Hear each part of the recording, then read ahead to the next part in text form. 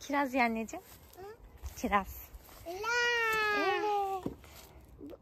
İlaç bu. Evet. Güzel mi? Güzel.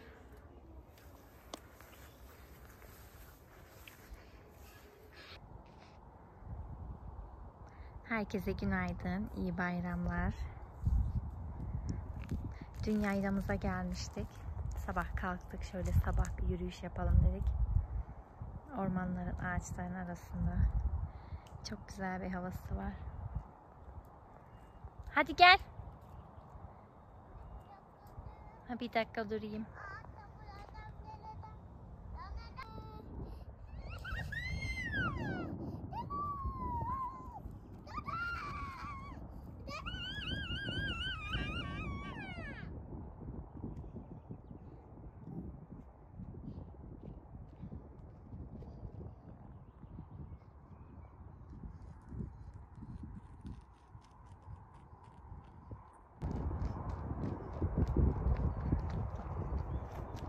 Ha, şurada.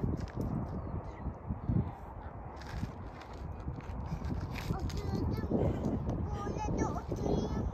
Ama buraya nasıl gideceğiz? Ben de eve gidiyorum. Evde bıçak okuyacağım. Dersleri okuyacağım.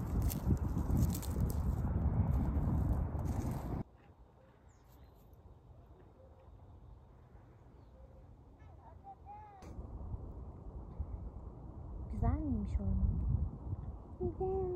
Hmm.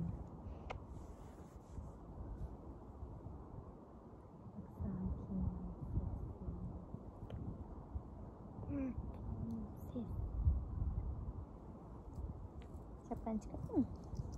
Çıkardım ben. Kapan hava alsın. Kapalı olsun.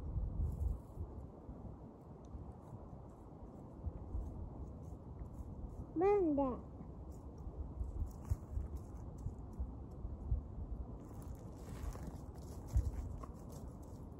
Bu senin ağacın mı? Bu da benim ağacım. Yavaş hadi gel.